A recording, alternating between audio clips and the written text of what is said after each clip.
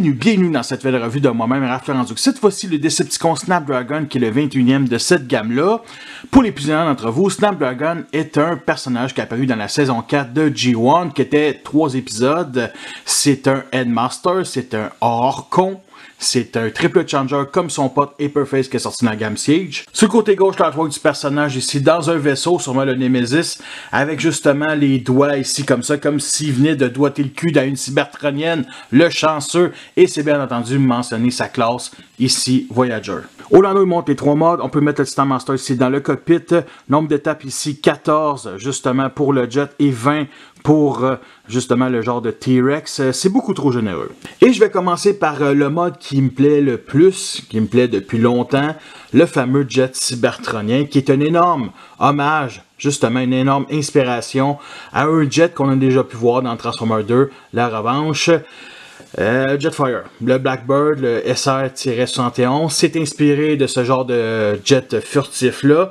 Alors c'est un jet qui me plaît depuis G1, je le trouve splendide. La figurine contient quand même quelques défauts, comme justement ici les parties creux à l'intérieur des ailes turquoises. Il y a ça ici qui n'a pas l'air fermé. Quand on voit la transformation, on sait pourquoi.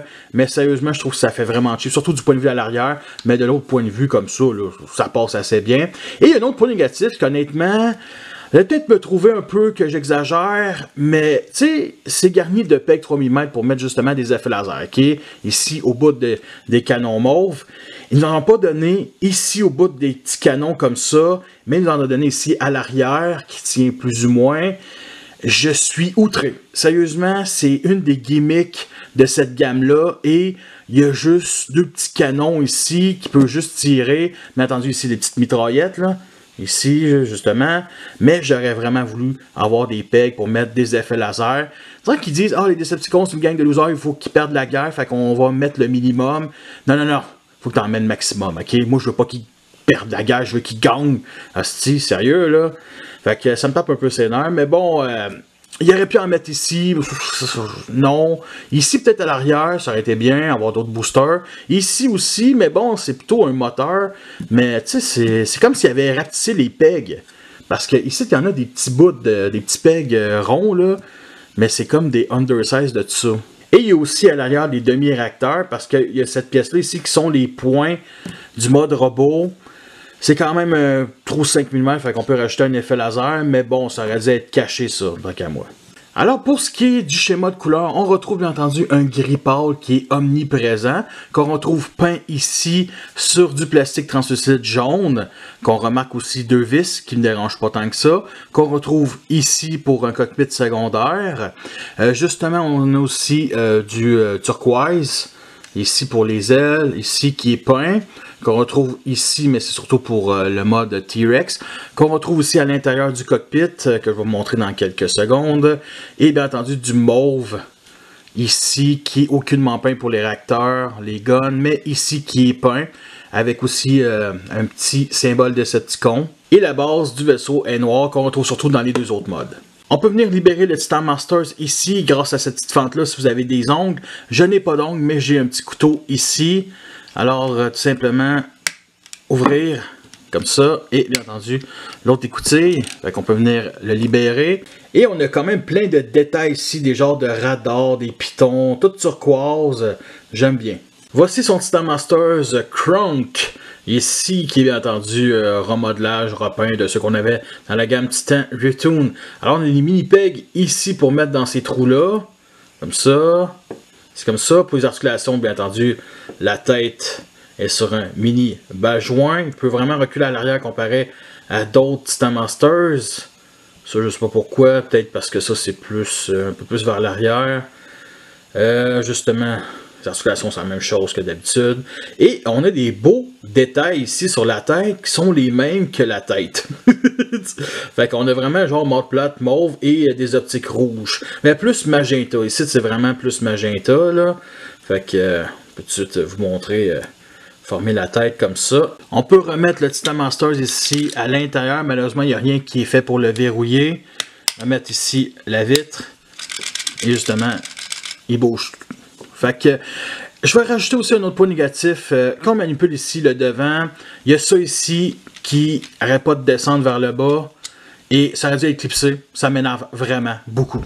Et le voici garni de phaser. Alors, je trouvais qu'il manquait ici de pegs pour ces petits guns-là. Mais honnêtement, on va se dire, il y en a énormément d'endroits pour en mettre, que ce soit les pegs 3 mm et bien entendu les trous 5 mm ici. Et justement, à l'arrière, les seuls qui tiennent ici, ce sont les bleus, ceux qui se vendent avec Wrong. Et pourquoi pas aussi en rajouter un à l'arrière, l'endroit où on connecte justement la tête en robot. Je me suis acheté un kit upgrade en 3D qui contient quelques accessoires. Alors justement, deux des accessoires, ce sont des genres de lames ici, simplement, qu'on peut venir plugger en dessous de l'aile, comme ça, grâce à ce peg-là, ici, qui est sur un angle. Et j'ai pas eu le choix de rajouter justement une petite couche de colle, parce que sinon c'était extrêmement lousse. Fait que je vais plugger le flingue ici en dessous, ça, et je vais venir le plugger comme ceci. Bon, ça ressemble un peu à ça. Fait que voici justement les deux côtés. Simplement, ça a l'air d'un peu penché sur un angle, justement à cause du peg qui est sur un angle. Fait que moi, je préfère les mettre droit, comme ceci.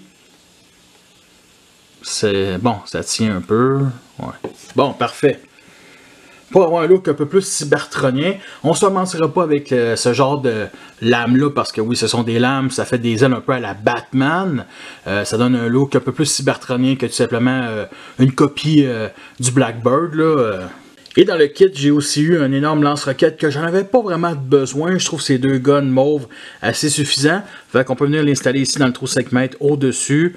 Et c'est pas vraiment cool. En comparaison avec les autres qui se transforment en jet cybertronien de la saison 4. Et justement, Hyperface et Snapdragon font office de bombardier pour cette équipe-là.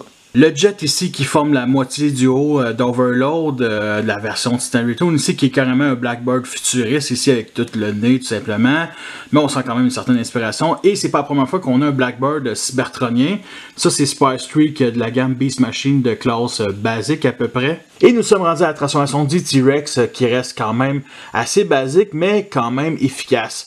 Alors moi j'ai pas besoin d'enlever ici le Titan Masters, par contre les armes oui. On rentre le train d'atterrissage, ce qui tenait à l'arrière c'est maintenant ici le torse qui était trop bas. On déclipse ici l'aile. On monte ici justement comme ça. Pivote vers le haut. Et on déploie ici le pied. L'autre bord c'est la même chose. On déclipse. On pivote l'aile et on déploie. On va déclipser ici justement l'énorme panneau gris comme ça. Et on va le mettre sur cet angle-là. On déclipse ici le panneau du torse. Du mode robot. Et on déploie justement les pattes avant du dino, comme ça. Il y a des pegs ici justement, et on va venir les accrocher dans ces trous rectangulaires sur un angle. Mais pour ça, il faut monter un peu la queue, tout simplement. Ensuite, on va mettre ici les pegs qui sont sur chaque bord dans ces trous-là, dans l'énorme panneau gris, pour venir verrouiller le torse, tout simplement. Et ça clipse extrêmement bien. On met ça sur un angle. On peut descendre les petites papates, mettre le bout de la queue sur un angle, comme ça. Et on descend ici ce panneau-là. On déploie ce qui va former le cou, ainsi que la tête. On remet le panneau en place. N'importe quel autre revieur vous aurait montré avec le Titan Master. Je vous le montre pas parce que moi j'ai une pièce qui vient du kit justement. La raison principale pourquoi j'ai acheté ce kit là, parce que je n'aimais vraiment pas la mâchoire inférieure. Ce n'est pas une mauvaise idée, mais je préfère vous montrer avec le kit seulement. Alors justement, il y a un point de connecteur ici dans la mâchoire qui est la même, mettons, pour mettre une tête de Titan Masters. Fait que on fait juste installer ici ce bout là. Comme ça, et ça clipse extrêmement bien. On rentre la mâchoire. Et on peut mettre le flingue ici accroché à la lame qui a été forme une sorte d'aile, vu que c'est un Snapdragon. Et voici le résultat, et je l'aime quand même beaucoup mieux. Alors, son nom c'est Snapdragon, fait qu'il ressemble beaucoup plus à un Dragon qu'un T-Rex, c'est pas Snap T-Rex. J'apprécie vraiment les ailes, je pense que ça change tout, là. Ça change vraiment tout. Puis aussi le kit ici, là, ça change vraiment, ça diminue un point négatif tant qu'à moi avec cette nouvelle mâchoire là. Et aussi les deux canons comme ça, bon c'est pas tout le monde qui aime ça là. On peut les mettre ici en dessous des ailes ou au-dessus. Je préfère les mettre à même endroit qui sont destinés sans les lames.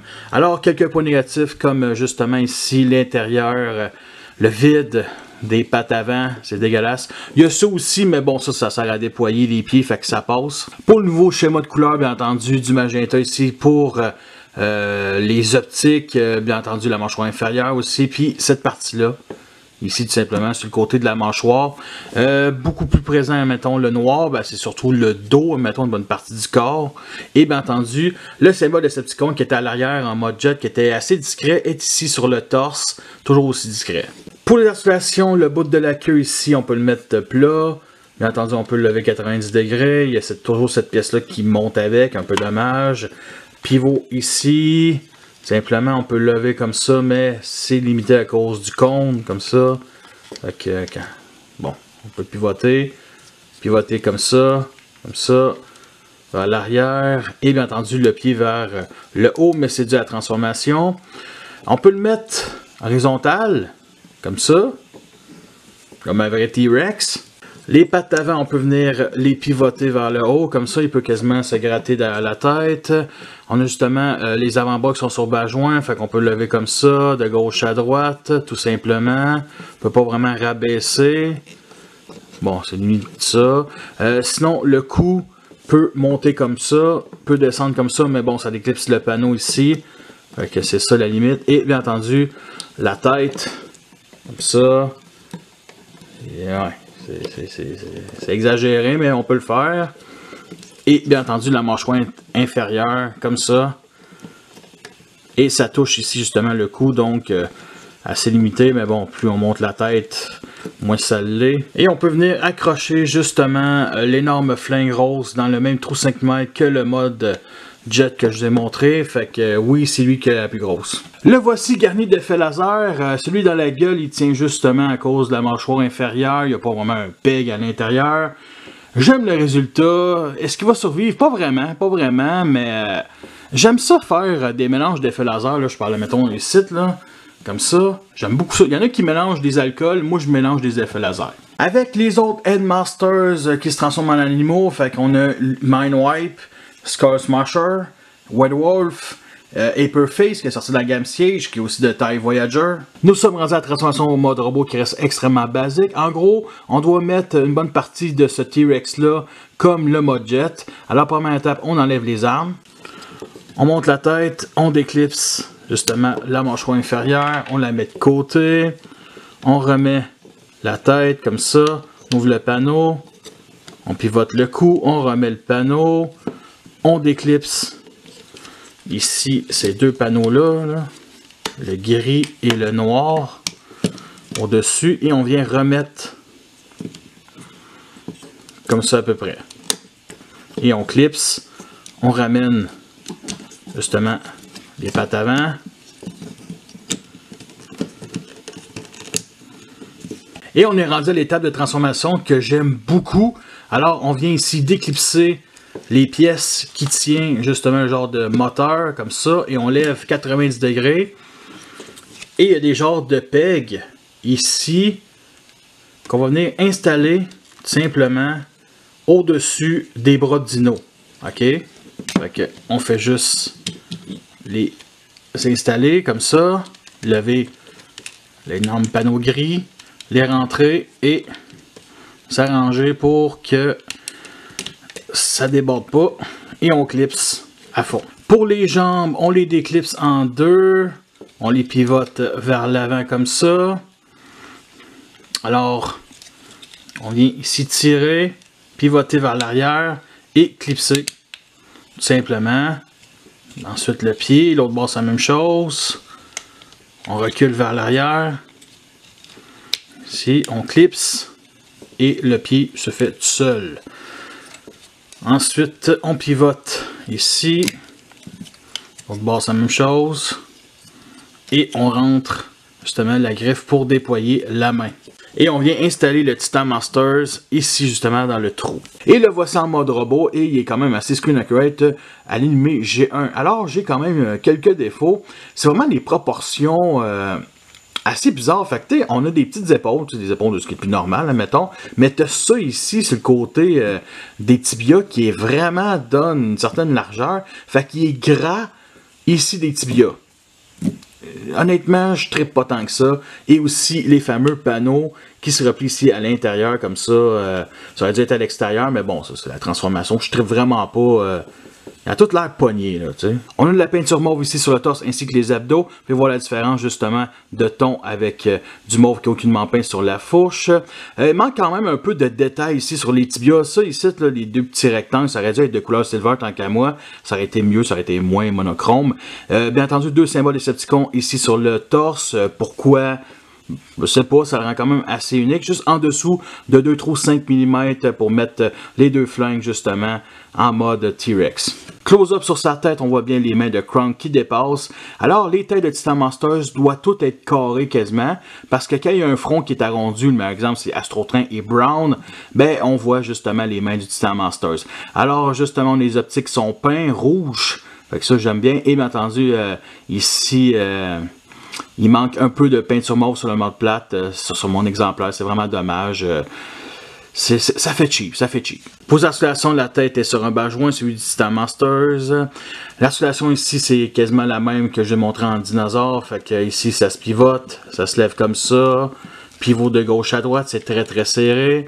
Vers l'avant, comme ça. Et vers l'arrière, tout simplement. Pivot ici à la taille. On a bien entendu ici les jambes vers l'avant, sur le côté, vers l'arrière. Ça pogne quand même un peu dans le backpack, mais pas beaucoup. Pivot ici à la cuisse. Articulation vers l'avant ici au genou. Vers l'arrière, ça fait un peu quand même 90 degrés. Mais ça touche ici la pointe du nez du jet. Fait qu'on peut, mettons, dégager pour avoir une meilleure articulation. Comme ça, là, à peu près. Là. Fait que, sinon, on va placer ça. Le pied, on peut le lever, mais c'est de la transformation. On peut justement le pivoter vers l'intérieur. Et il y a ça ici, on peut venir pivoter aussi vers l'intérieur. Le fameux petit talon qui est quasiment inutile, on ne se demandera pas.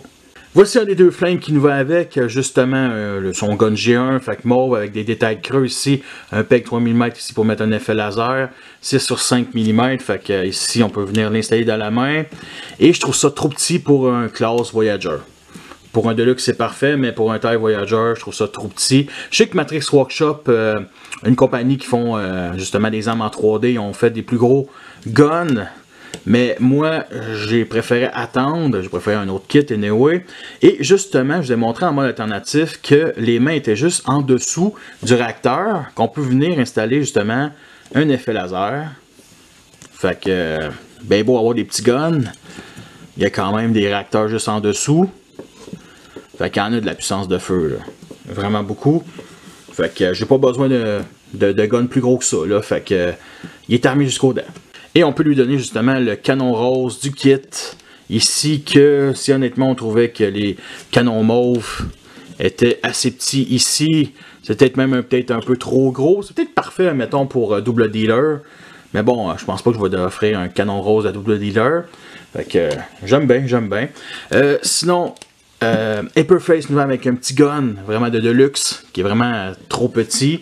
On peut lui donner ici, justement, bien entendu c'est rose et non magenta, mais je trouve que ça fit bien là, pour Aperface. Là. Et aussi justement, j'allais oublier, les lames. Oups, en tout cas bref, les lames pour Snapdragon qui sont quand même, on se mentira pas, peut-être un peu trop grosses. J'aime bien le design, bref, mais il y a aussi le fait qu'à chaque fois qu'on rentre dans un trou 5 mm, la peinture s'enlève. Vraiment dommage que ce soit la poignée ou ces deux pegs-là ici. Et justement, vous vous demandez où est-ce que je pourrais accrocher ces deux pegs-là. On accroche tout simplement les lames ici. Ça. Attention, on peut le mettre dans la main, mais moi ce que je fais, je préfère le stocker dans le dos. Comme ça. Et on a une allure qui rappelle bien entendu le dragon. Malheureusement, vous voyez sûrement très peu les lames, surtout à cause des épaules qui sont en couleur gris. Mais bon, disons que je vois à l'œil nu, puis ça en jette, là, ça en jette vraiment. J'aime vraiment beaucoup le résultat. Il va être de même dans ma collection, c'est clair. Tu sais, juste le montrer. C'est sûr que ça offre un énorme backpack. Moi, j'aime beaucoup. Je vais montrer peut-être une allure un peu plus... vous voyez pas, là. Je vais sûrement poster des photos, justement, avec ce genre de kit-là. Et cette pièce-là, malheureusement, la mâchoire inférieure du dragon ne sert à rien dans ce mode-là. Et le voici garni d'effets laser, il y en a vraiment partout, partout, partout. Et est-ce qu'il va survivre à ça? Bien sûr que non. En comparaison avec Galvatron Titan Return, que je dois vous rappeler que c'est un classe voyageur, donc ils ont rapetissé, et Aperface de la gamme Siege, et honnêtement, je trouve que ces trois-là fit parfaitement. Alors, dans mon univers, Snapdragon et Aperface deviennent les alliés, admettons, de Galvatron en mode jet, avec les Target Masters, que je dois vous rappeler que c'est toutes des Deluxe, et avec les Headmasters, qui sont aussi des Deluxe. Voici le genre de pause qu'on peut faire. Nous sommes rendus à la fin de cette revue. J'espère que vous l'appréciez. Vous avez les pour et les contre. Alors, je vous recommande grandement cette figurine-là. Elle vaut vraiment la peine, tant qu'à moi. Je ne l'ai pas payé. C'est un cadeau de Noël de mes parents. Fait que ça, je suis vraiment content qu'ils me l'ont offert. J'ai donné une petite liste avec justement Snapdragon, Fast Track, Sunstriker et aussi Run Amok, et j'ai eu Snapdragon et Fast Track. Justement, Fast Track va être une prochaine revue, pas prochainement, il faut que j'attende Scorponok, mais le Roi Scorpion un jour. Il faudra que je me l'acquiert assez rapidement, parce que c'est le dernier titan à avoir des 4 de G1. Alors justement, 46$ le kit sur eBay. Vous tapez dans la barre de recherche 3D espace DY. 46$, c'est extrêmement cher pour le kit, c'est au moins j'ai pas payé la figurine, fait que je suis quand même content, mais tu sais, sérieusement, ça donne quoi, 90$ à peu près, là, c'est cher pour Snapdragon. Mon Dieu que c'est cher. Pour un personnage oublié de G1, là, c'est extrêmement cher. Alors, justement, comme d'habitude, ma galerie photo sur Facebook, le lien va être en description, comme d'habitude, quelques fan mods, je me suis fait du fun, il est le fun, sérieux, Snapdragon à faire en photo, j'adore le mode jet qui est incroyable, et vous voulez tous m'accrocher, vous avez déjà tous quoi faire, fait que, écoute, c'était la première revue de 2021. Je ne voulais pas commencer avec un Kip Great ou une figurine de Cyberverse. Je voulais commencer avec quelque chose, une figurine que j'attendais beaucoup de Dark Rise. Et honnêtement, Snapdragon. All the way, sérieux. Fait que vous voulez tous m'encourager, vous savez déjà tout ce quoi faire. Fait que merci à tous d'avoir écouté cette revue-là. Fait que sur ça, je vous laisse et à la prochaine.